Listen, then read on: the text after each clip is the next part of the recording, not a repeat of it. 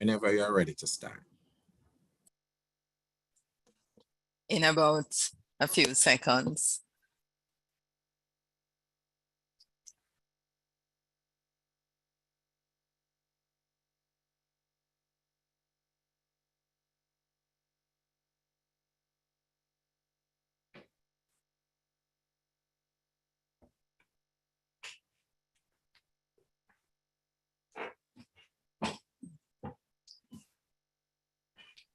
Okay. Well, I think when I say good morning, it will take us up to 10:30. So I am going to say officially good morning to my renowned facilitator, who I'll introduce later on a little bit from this. Good morning, everyone. How are you? Good morning, conference delegates, colleagues, friends, well-wishers, and our mentees. I hope we have mentors also attending. Good morning. Welcome to this very special session. It is my pleasure to be the guide through this process and to welcome you to what is going to be an interesting and quite thought-provoking session if we go by the reputation of our facilitator. This session is specially sponsored by Above and Beyond Consulting. I want to just say a little bit about Above and Beyond Consulting. It is a trusted management company with offices in Kingston and Florida, USA. They work with individuals and companies to solve problems and deliver outstanding results. Their respected principals, one is our facilitator, Dr. Leakim T. Samaj and Dr. Sandra Palmer, are internationally trained. So if you need assistance to do anything, please go to their site and you see what they offer. They have services, keynote and motivational speaking, management consulting, facilitating strategic retreats, employee engagement, and so on. So Above or Beyond Consulting has been a wonderful partner for CSA this year in sponsoring this session. Now, this session is the second in this conference. It is specially organized for our young scholars who have been through a period of mentoring during the year, and we are culminating that mentoring activity with this session. Now, let me introduce you to our facilitator. Our facilitator, Dr. Leakim Simaj, he has expertise in facilitating the transformation to a higher level of functioning in individuals, teams, companies, and communities. He's a motivational and keynote speaker, a creative thinker, and problem solver. He has presented and facilitated change management, leadership training, strategic planning retreats, and so on, as you heard in the company profile. His areas and industries that his company served: energy, hospitality, finance, gaming, telecommunications, shipping, you name it. Some clients served by Above or Beyond: Pfizer Drug, Johnson & Johnson, Sanders Group, International, AM Resorts, Cable and Wireless, Digicel, Red Stripe, Heineken, a lot of alcohol there, right? Kraft Foods, and so on. His education is well established, distinguished. He has a postdoctorate educational testing service degree from Princeton, New Jersey, a PhD and MSc from Rutgers University, a BA cum laude from CUNY, City College of New York, and his foundation is KC, We See the Purple Tie. And he has research and teaching posts, Cornell University, University of the West Indies, and so on. He has listed his really, he says that the achievements that really matter are that he fathered and participated in the active parenting of 6 successful adults. And if you look at his profile, let me tell you, he has something to tell parents about how to get your children to achieve. And I want to say that one of his children is actually a part of CSA, Isis Semaj, Dr. Isis Semaj. So welcome, Dr. Leakim Semaj, and thank you for taking your time to assist us to provide some guidance to our scholars moving ahead. It's over to you. A privilege for me to be here. Really honored to participate in this process. It's always important to put something back in the pool because sometimes, you know, when you create something from nothing, but then it's always useful if you can help others who are trying to do the same thing. But at least let them get some help. I'm just trying to share my screen. Now, just confirm that it is there, and then we can rock and roll. Yes. All right. Okay, great. Question: can a Caribbean scholar be neutral when there's oppression in their nation? I'm going to do this as a personal testimony to see if we can extract the meaning from it as we go along. Because great, you're all scholars, you can figure things out. Now, making life with 25 cents, I got that line from my mother. That's how my mother summed up my life. And I think she was right. I arrived in New York at age 16 in August, 1969. My mother gave me an application form for Bronx Community College. She was told it's a good school, and in 2 years, I can get a degree as a medical technologist and I can make life. I said, Mommy, my plans are a little bigger than that. But that's all, she has no money. She can't help with anything else. I said, all I want is the money to buy a newspaper. So she gave me 25 cents and I bought a newspaper. I saw one job in there for a chemical lab technician. Required high school chemistry, physics, and math. I had those things. I applied, and in 4 days, I was working. All right. 4 weeks later, I applied to City College of New York, got accepted. Remember, I applied to one job, applied to one college. And it took me 5 years to complete my BSc in psychology because I worked full-time and went to school in the evening and then switched around to the mornings and so on. But the result of my work, I did very well.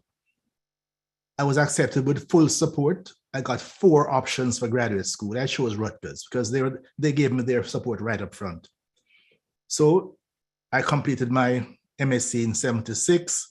I got a pre-doc fellow from Educational Testing Center in Princeton. And I completed my PhD in 78. And then I got a postdoc fellow from the same place. They really wanted me to spend some time just doing what I felt like doing. Then I joined the faculty of Cornell University in 1979. So that's it in a nutshell. Very simple, very straightforward. Now, I was now a professional. Option, PhD psychologist. Do you join the American Psychological Association or the Association of Black Psychologists? I made a conscious decision. I wanted nothing to do with the American Psychological Association.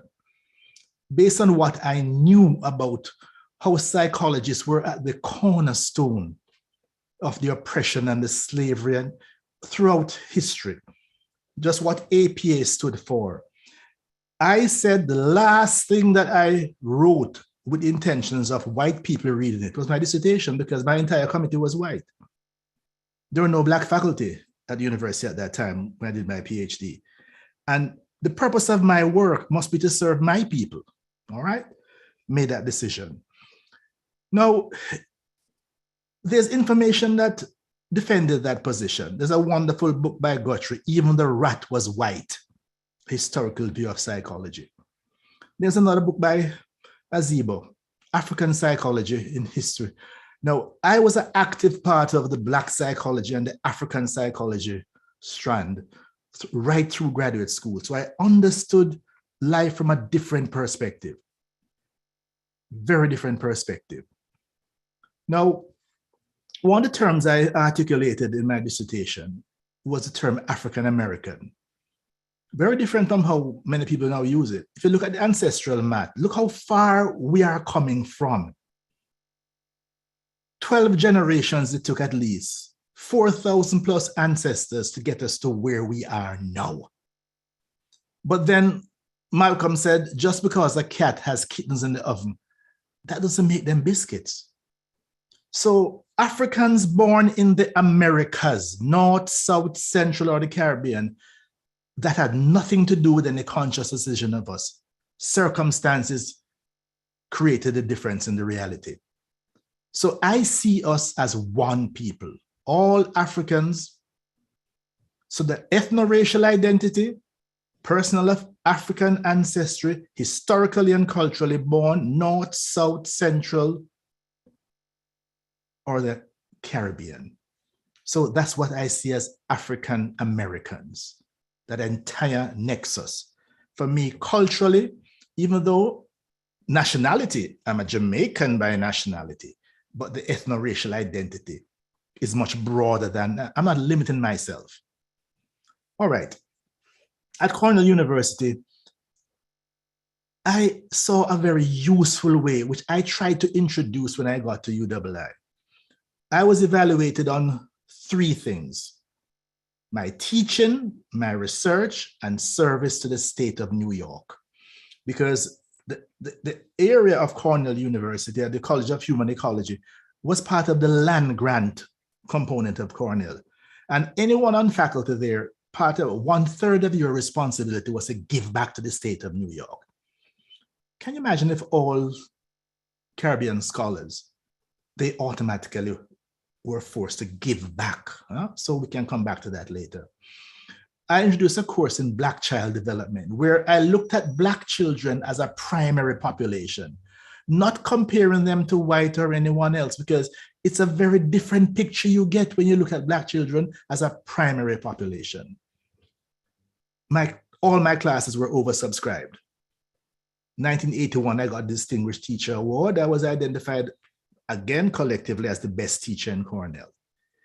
That troubled me greatly. If I was so good, why am I in Ithaca, New York? And the Caribbean, Jamaica need my kind of excellence. So I resigned. And I took a 1-year appointment at University of the West Indies. Now, this was what was troubling me, the myth of science, that you're culturally independent of the universal component. Science is the only reliable and completely objective knowledge. Science is dispassionate, unemotional, and anti-religious. Logic is the fundamental tool of science. The scientific method leads systematically to progressive towards truth. These myths really troubled me when I look at what scientists had done in the name of science, the oppression of my people. I wasn't able to work with this tool. So even though I was trained, thoroughly trained in all of this, I had to find another way. So I articulated a framework that would guide my, number 1, the primacy of self-knowledge. From the African worldview, man, know thyself is the most important thing you need to do. But self is a series of concentric circles: the individual, the family, the tribe, the clan, the world. 2, no artificial divisions via discipline. Now, all the arguments about, that's a sociological position. No, that's an economic position. No, we are in trouble. We can't afford to be quibbling over these divisions. 3, no restriction on issues and methodology. There's a line from Malcolm, I said, by any means necessary. Sometimes all it needs is a telephone call. Sometimes all it means is a conversation. 4, no scientific colonization. Then I noticed how many of my colleagues were guilty of this. You know what that is, folks? You go into a community, you extract information, you extract knowledge to benefit you as the scientist. to benefit your external community. And the people who you extracted the knowledge from got nothing out of this. That's scientific colonization. 5, you're responsible for the interpretation and application of your data. So that if people are misusing the data, you have a responsibility to step in and do something about it. How is it being applied? You are responsible to call it out. 6, you can't trust your publication of your work to those who don't share your commitment. So there goes my reality. I decided I'm not going to submit anything to any journal, any publisher that do not share my commitment.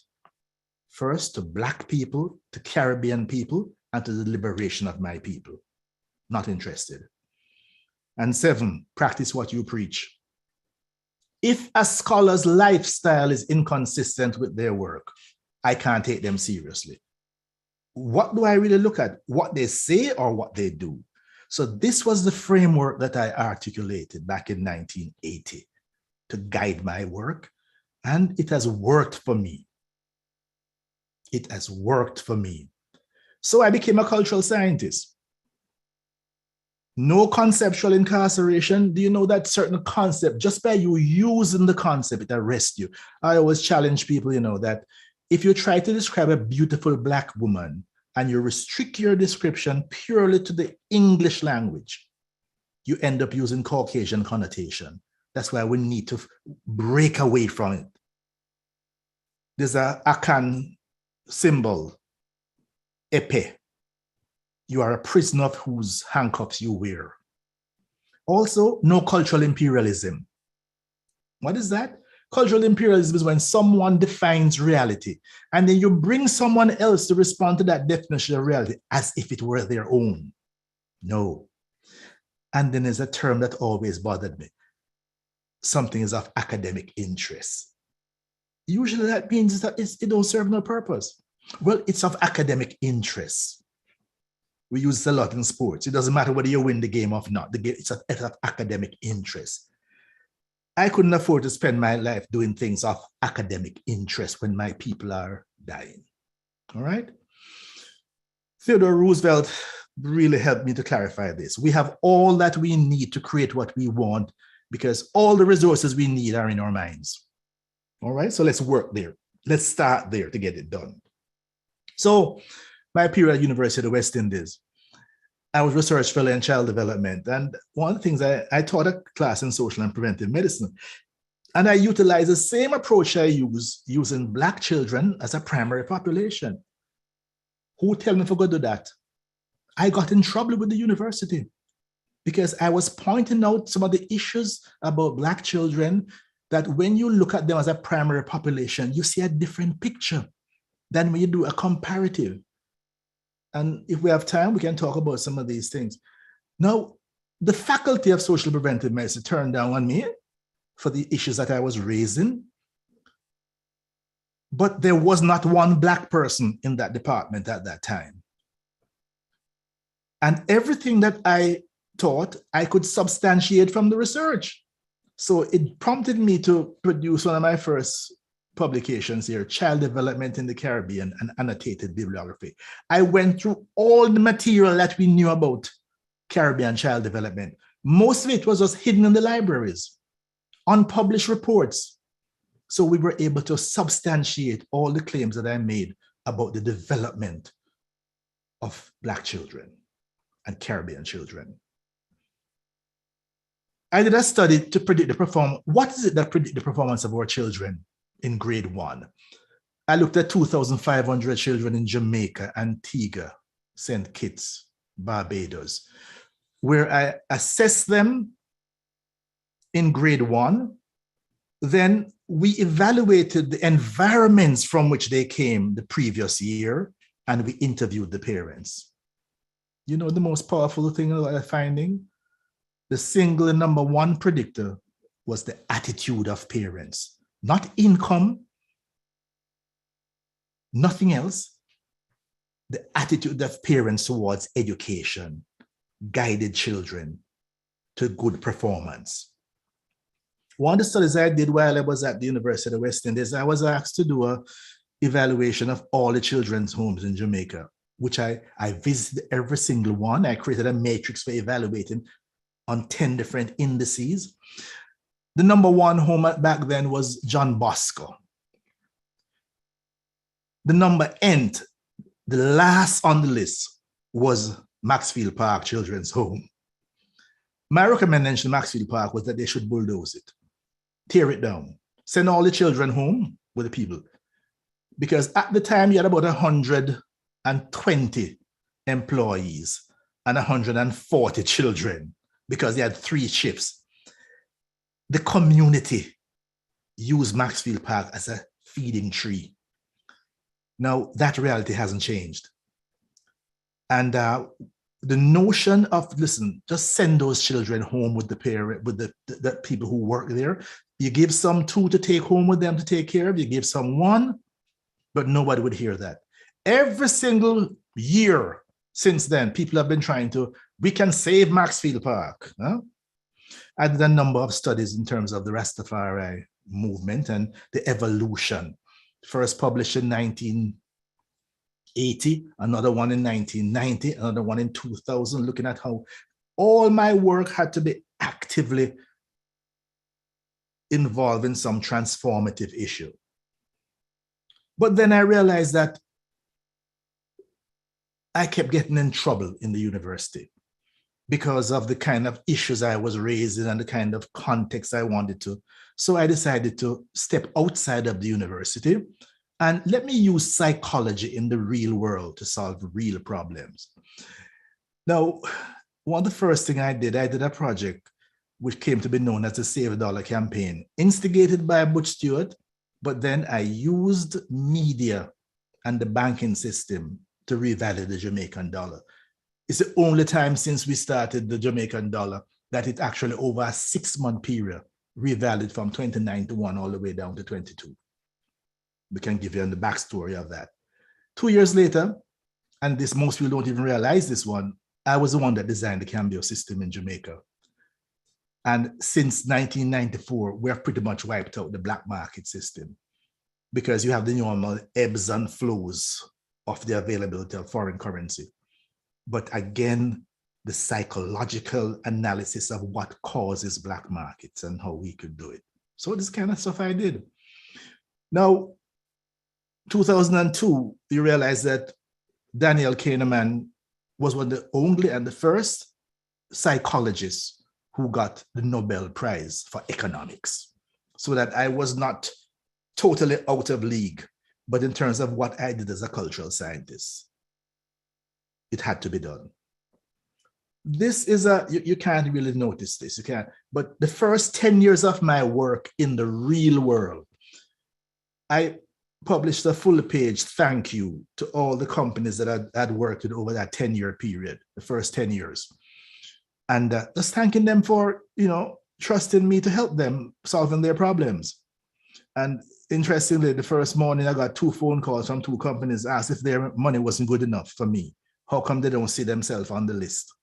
So we made an impact across the Caribbean, taking psychology out of the university to solve real problems in companies and communities. I believe a crisis, folks, is a terrible thing to waste. Newer rules of engagement. Have you thought about this reality here? The abolition of slavery, 1834 to 1838. You realize it overlaps with what we call the Industrial Revolution?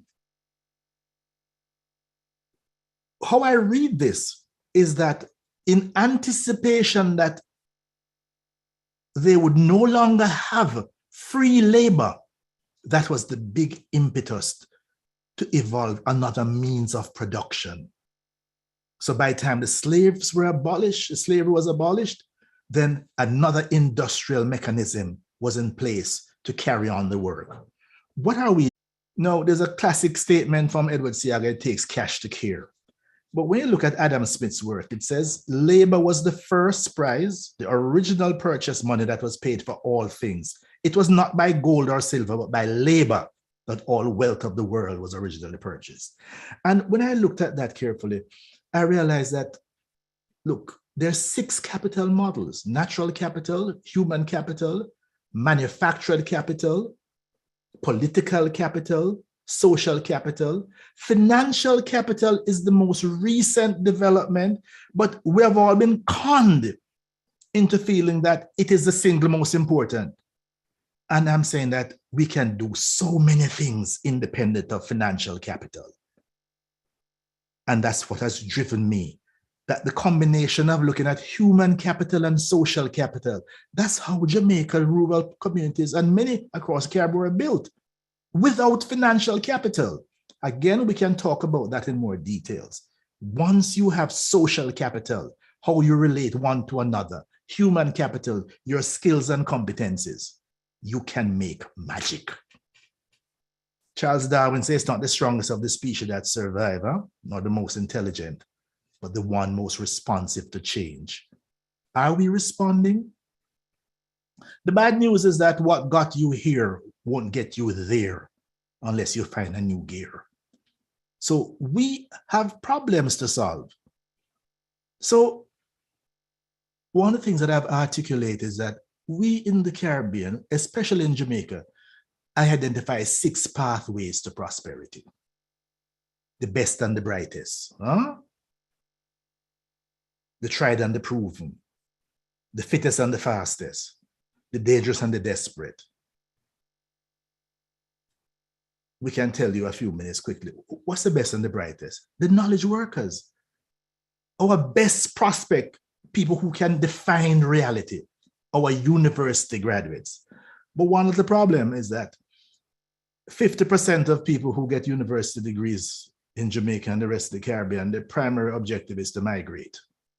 So we end up fueling other people's development. And yes, we may get some remittance from it, but we haven't found a way how to contain this energy, utilize this energy, convince these people that, listen, it is possible for you to create. In fact, it's a responsibility of you to put something back in the pool. The number 2, the tried and the proven. Who are these people? These are people who are retired. When you are 60, I remember doing a project and I reported to the government and I made a proposal that at 60, persons are about to retire from senior government posts, make cash grants available for them to now start their own business and their own ideas. And I can assure you, they won't steal the money, because at 60, you should be coming from prison, not going to prison. Just imagine all that knowledge, all that competence wrapped up in people who are going to be sitting home on rocking chairs. We can't afford that. The fastest and the fittest. Do you realize what we have done in terms of academic, the athletic performances? But what have we done with it? For the last 10 years, I've been suggesting that we need now to create the Jamaican Institute of Sprinting Excellence. And we float a global bond to finance this, where we can teach anybody anywhere how to sprint, and we build the resource. No, we don't do that now. We just celebrate and we give holidays, and we have demonstrated something to the world that we know how to do, and we refuse to capitalize it. The dangerous and the desperate. We are producing a group of young men that are going to destroy the society. And for the last 20 years, I've been trying to get the nation to intervene in this process. Most recently, I've sent proposals to, I won't even call the names of the individuals in government and in business, and no one will take this on.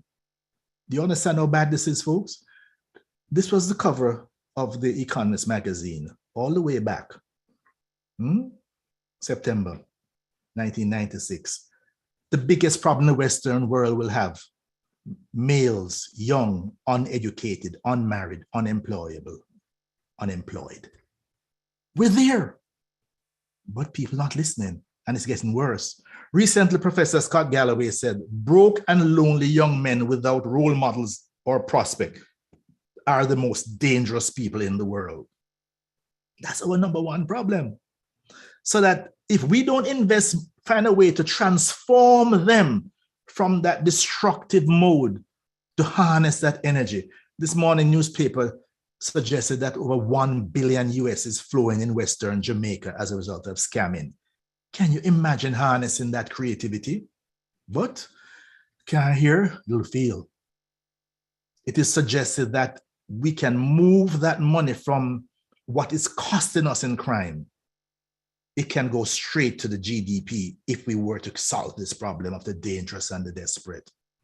Number 5, resurrection of ganjanomics. Do you realize that if the Jamaican people had listened to the government, we'd have destroyed every ganja plant?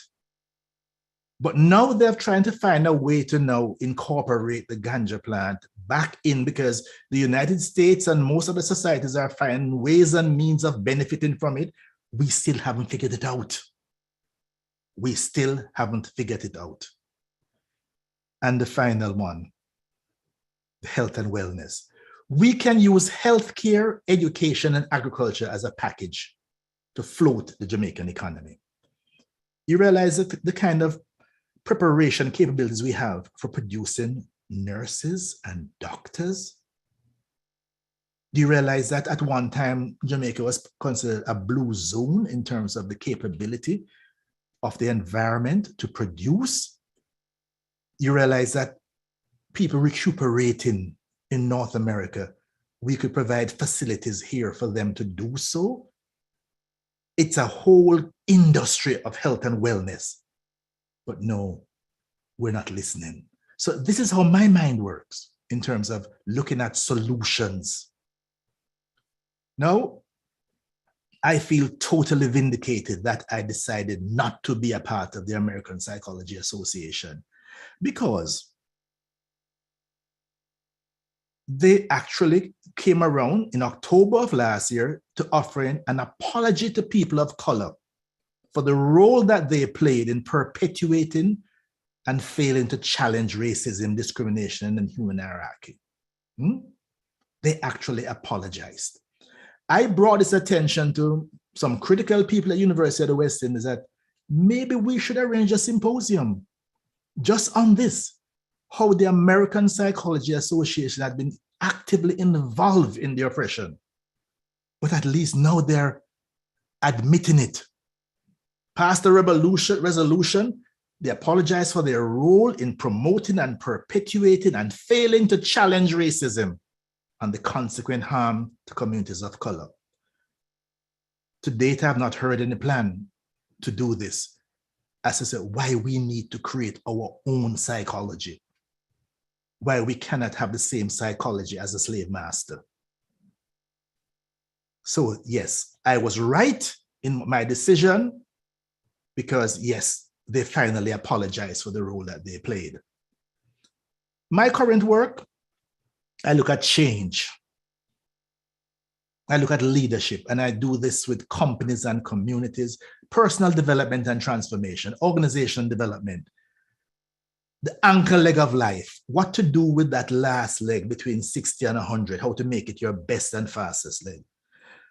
I created a model for looking at the psychosocial approach to the coronavirus, which I presented to the medical faculty to overwhelming endorsement, presented to the government of Jamaica, totally ignored, and we've paid the price for it. One project, exploring the coronavirus on the dark side of the mind, the cognitive biases, delusions, and conspiracy theories, how it has impacted our ability to understand. And I tried to get some attention, but nobody interested. Vaccine resistance is a behavioral disorder. Simple as that. And we're seeing the implication of this behavioral disorder. I identified a number of cognitive biases, starting with conspiracy belief bias, Don Quixote bias, omission bias, fear of needle bias, profiling bias. But then I also identified a number of antidotes, the use of motivational interviews, how to talk about safety and crowdsourcing and not blaming, and how to get personal, how to speak in the people's language to help them to get past this. But those with the power to make things happen are not interested. So why a Caribbean scholar cannot be neutral when there's oppression in the nation? Can you figure out my point? Desmond Tutu says that if you're neutral in situations of injustice, you have chosen the side of the oppressor.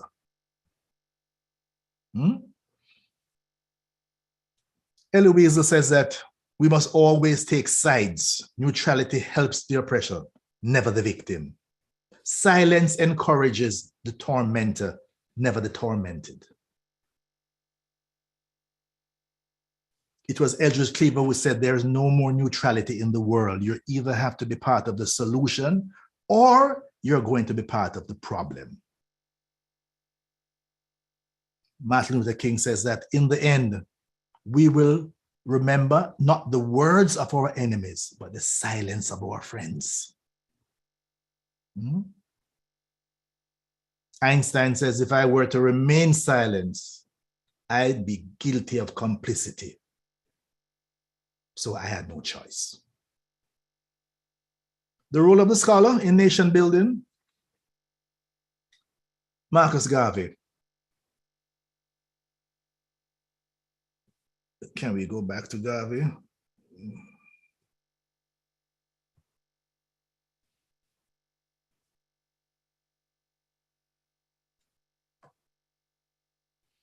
We're going to emancipate ourselves from mental slavery, because whilst others might free the body, none but ourselves can free the mind. Bob Marley has really pushed that much further. But the point is that where scholars have work to do. If we can't free the mind, our people will never ever be free. So the question, can a Caribbean scholar be neutral when there's oppression in their nation? My answer is just no. You can't afford to be. You just can't afford to be. There's too much invested in creating us to give us the privilege of being scholars. Our primary responsibility must be not just to do things of academic interest, but things that remove the oppression, free our people, move us to a higher level of existence.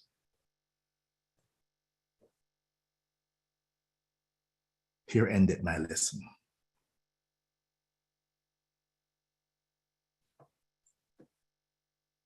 Wow. Thank you, Professor.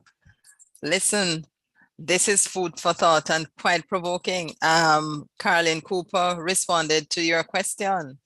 She said a resounding no in her article. Can a Caribbean scholar remain neutral?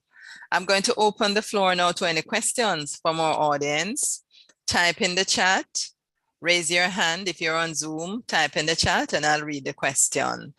But I think that there are several areas that you could seek further explanation or an expansion on. I think this is brilliant and I never expected anything less, because knowing Dr. Leakim Simard and having followed his work, I know that he's a disruptor of the highest level. Any questions? Natasha, thanks, Dr. Mortley. Please go ahead. I think our IT supervisors will unmute you. Dr. Mortley. Richard, are you there? Please unmute. Yes, I sent a request for. Okay. Right. Anybody else? Go ahead, Nash. You can you unmute? Oh, no, I don't think so. All right, I don't think her hand was raised. Perhaps I was saying something else. I want to ask you, Dr. Leakim, neutrality in public policy. I've always told my students, there's no such thing as neutrality. You know, you all have a perspective, and you just have to decide what perspective you're going to be expressing or presenting at any given time. Neutrality is it's kind of a misnomer, but let us use neutrality. Understanding our historical orientation.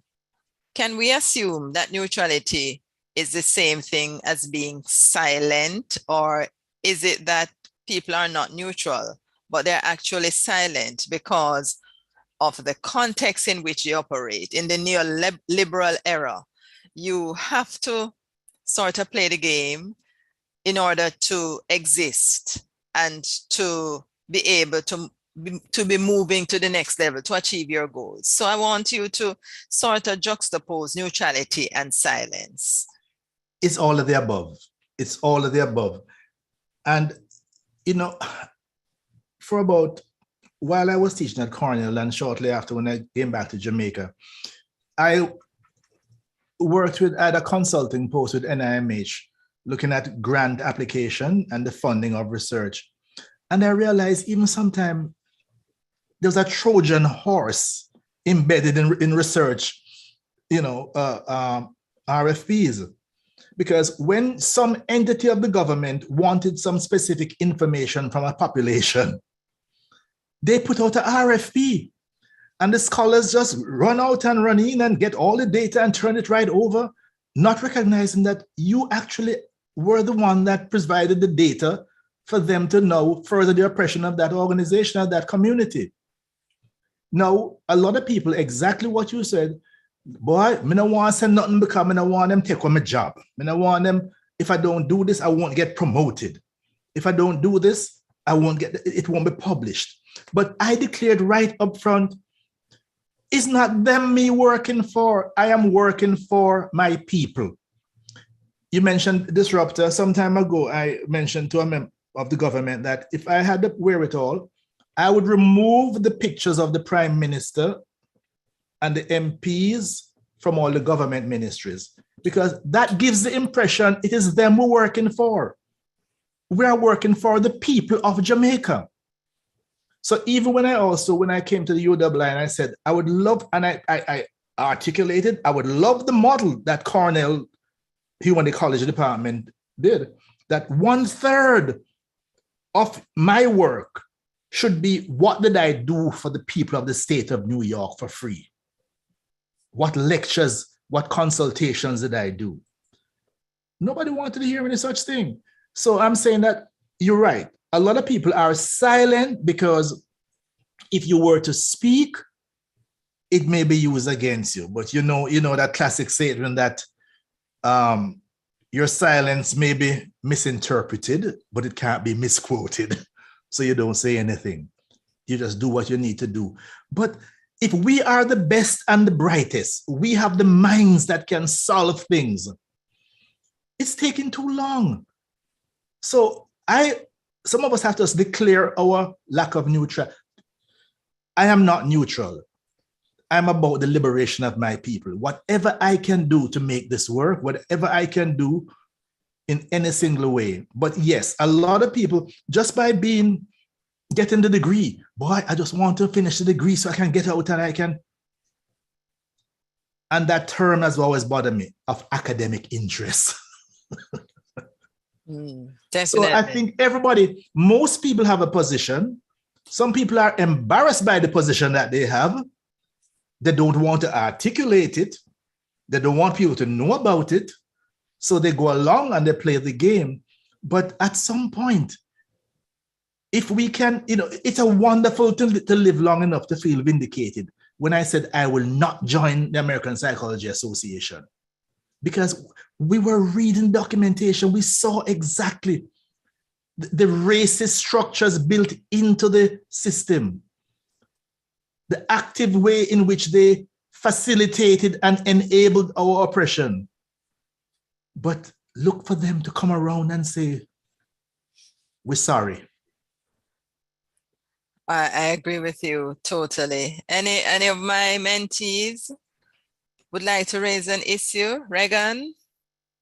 Shadona? Shadona may be asleep in England. Tika? Okay, Tika, thank you. Go ahead, Tika.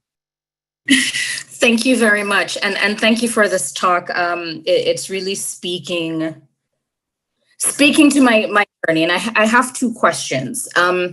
For those of us who are junior scholars, whether we're still doing our PhD or just entering the professorate, there's a way the institution disciplines us. So if we want to advance and to be, in the space of trying to make impact, we also have to follow sort of the rules of the institution. You got to publish, you have to do X, Y, and Z. How do we balance trying to conform with what the institutions require us to do so that we can have longevity in this kind of space, but also do the work of our people? And then the second question is, how do we really translate our academic work into public policy? Because there's sometimes a long line between academic work that says one thing and then the political will on the policy front to do what the research is showing. So how do we also start to do that kind of work? Thank you. Good questions for which I don't have the answers. The first one, look, I could have completed my PhD in 3 years but when I chose my dissertation topic, you know what it was? How do we identify the foundation of white racism? What is it? Is the process by which a white person becomes a racist? Nobody in Rutgers University wanted to be on my committee. Not one person. Oh, no, we don't know anything about race. We don't know anything about that. And I sat for 1 year and did nothing because the catalog says, as a scholar, I can choose my area of interest. It was when one of my advisors from Princeton said, okay, if I would switch my issue from race to gender and look at how gender identity emerges and so on and they would allow him to be chair of my, but of course I had to tie race and gender to how they both develop and so on. So that I sat for 1 year because I said, no, it's what I want to do. No, what I end up doing when I saw the structure and the restrictions of the academic community, remember that I decided to leave. And I decided to sell my skills to the world as such. Because there's no easy answer. There's absolutely no easy answer to your question. How do you write the papers and you hope that they will read them. The data is there and you confirm it again and again. But then some of us have to take on the activity. One of the things that I did, and I saw my daughter on the call here, I started my own school because when I realized I got my first 2 children into schools and I had a problem with the way the school was structured. It wasn't working for children. So I started my own school with my first 4 children, and we had a couple more, and we started with 9 children in my living room. And we were registered as a school.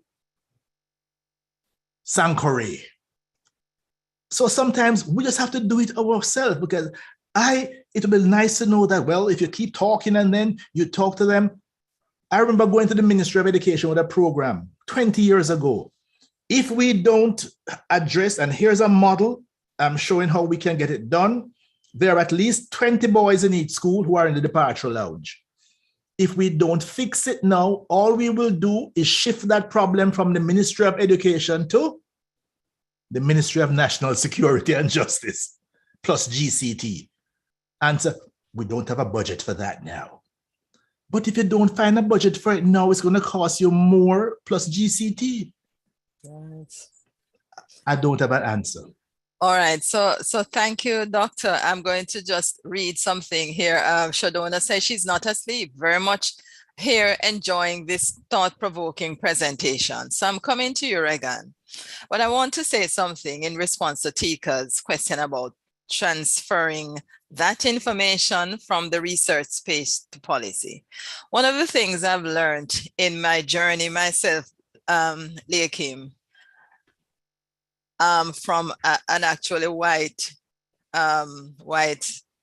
academic, he said to me, you know what is the meaning of BS, MS, and PhD? I said, no, I'm bright, the Master of Science. He said, no, BS is bull. Mm-hmm. MS is more, and PhD is piled high and deeper. Deep. So guess what? Understand yourself. Let me tell you, Tika, one of the things about research, you can research and you're a researcher and you're pushing the frontiers of knowledge and you're philosophizing and you're producing all that. For you to move that into the policy space, it has to be policy relevant. It has to be policy relevant. And what Leakim is not saying to you, he has always identified the problem. The fundamental base of policy is for you to identify what the problem is, offer solutions. And that is what he's done. He has shown you in all that he's doing, the fundamental thing, and Regan will tell you from our policy classes, problem definition. So all that frontier of knowledge that you have created, what is the problem? Are you just having a conversation for conversation's sake and philosophizing about how you put things into space and whatever? But what are you solving? That is what society wants from our people. Solve a problem. So your information, your research, your findings, you must know now what is the problem you're solving and find solutions. And remember, solutions do not reside in one place. There are many different solutions to a problem. You have to look at the outcome. What you expect from each solution, is that what you want? Then you will be solving problems. So it's a process, Tika. It's a process. Regan, up to you. Okay, thank you, Prof. Goldberg. Thank you, Dr. Samaj, for your presentation. Very sharp. And well needed. I mean, I don't have a question. I do have a comment. I loved the part that you spoke about with, sharing commitments. If you don't have somebody who share the commitments or share the same commitments as you, then chances are it won't work out, right? And I'm Jamaican, but I'm studying internationally in Texas. And I find that even when I want to, because from I got to my university, I told them I want to do research that helps Jamaica and that can also benefit Houston or wherever else, or even persons of the Caribbean who are living in America, right? And then build from there. However, I found that there is very limited information on the Caribbean or Jamaica in some areas that I'd like to research on. Also, I find that some of the professors that I've been exposed to don't share the same commitment. They don't care. And, it's like, okay, they want to just tell you to do quantitative research. And those quantitative data sets are only about America. So everything at this point, I feel I am just like overwhelmed by information in America. And back home, we'd have a global perspective. You get what I'm saying? So it's much different studying here. Grateful for the opportunity. I don't want nobody to say I'm ungrateful, But at the same time, it's like, how do we help our respective, our region when the research is there isn't relevant to us? The professors who are there they don't share commitments, they don't care. So they don't know how to guide us into researching and doing things that work for our respective countries. So, I mean, I don't know how to bridge that gap, because I've had conversations with other graduate students who have lost their momentum that they started with, right? Because now they're being forced to do research that they don't have any interest in, because persons are telling them to do something quick and get out. Yes, you don't want to spend your entire life in your PhD program. Wow. But you want to do something that is meaningful. And then you find that the value shifts, the interest shifts, the research interest, the whole interest in even doing the program shifts, because you feel like you can't do something that benefits your region. So what's the point? At this point, it becomes like, I already started this journey. I'm not a quitter. I have to finish it. And then, on the other end of the spectrum, persons are saying, well, Jamaica or whichever Caribbean, Cuba or wherever, they may not have enough opportunities for you. So it's like you're stuck in a limbo. You've come to a place that you should do well, do research to benefit your country. You don't know exactly how that's going to, so I think you get it. Thank you. May I just say something briefly? That even though I did not go the route that I encourage young scholars, get something done quick and get out. The only purpose for me going into the university is to get the certification and get out. Because if it's going to bog you down, it bogged me down for 1 whole year because I was trying to play it tough. So I get out because you don't have the time and the resources. Whenever I supervise PhD thesis, the bulk of my work is telling them, cut it back, cut it back, cut it back. You don't have a budget. You don't have the time. Yes, you want to solve when you get out, but guess what? When you get out, you can't solve it either because there are so many powerful minority interest groups that are holding levers of power and influence that we don't know about. And so many things above your pay scale. So we don't have the answers there, but I know that I'm going to find a way to get it done. And that's why I said, look, I will go directly to the public sector, the private sector, whoever it is that has a budget. We can help you to solve the problem and we can chip at it. We can chip at it. We can chip at it from all the angles. I would add to that, Prof, and to say to you, to my mentees in this session, listening and on YouTube, don't lose focus. Get your certificate. What is it?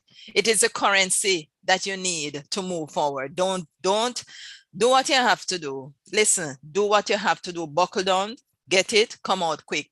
Then you become the activist that you want to be. At this point in time, you don't have the resources, as Prof said. You have to do what is required. So nothing is wrong with how you feel, but I don't want you to be demoralized. None of you, because your objective at this time, remember at each stage of your life, you have different objectives. So at this stage, it is to get that certificate. I just want to rock back a little bit to Tika to say you have to distinguish between types of knowledge in what you're doing. Don't be quick, because a policy analyst is a professional in itself. It's a category of professional like Leakim.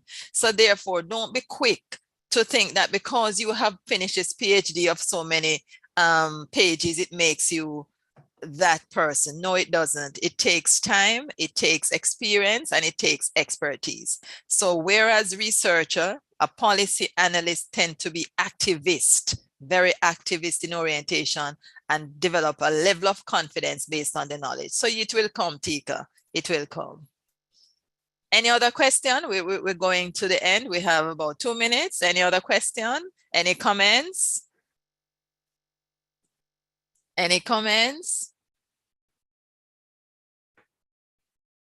Okay, so I have said in my class that you cannot go through university and you have navigated and perused and imbibe all that knowledge and philosophies and ideas and come out and do the same thing. Me no care, whatever desk you're at, you must change something. If it's even the sentence, you have to change something. That is the start. And that is what our facilitator, Dr. Leakim Simaj, is saying. Please, you cannot be neutral. For me, I agree with him. There's no such thing as neutrality. If you're a female, you have a female perspective. If you're a male, you have a male perspective. Whatever grouping you come from, you have that perspective. Just that, time and place. You have to know time and place and to understand your institutions. As Tika pointed out, the discipline that goes with where you are, understand it. Understand your institutions in order to move forward. So I want to thank you. You have really provoked thought, I think, and for people to understand. Many persons take what is happening now as accidental. Nothing is accidental in society. Nothing in the world is accidental. Everything is deliberate. Understand your space. Understand where you're coming from. Give back to your region. If it's the last thing, remember, give back. Thank you, Prof. Absolutely. Thank you for having me, and my pleasure, my privilege to be here. Wonderful. Have a wonderful rest of the conference. And remember, we have a social later, art walk and a band playing. Support them. It's online. Use your imagination. Thank you. Thank you, Prof. Where are you? In Kingston? I'm actually in Florida. I came up on Monday. Okay, wonderful. Well,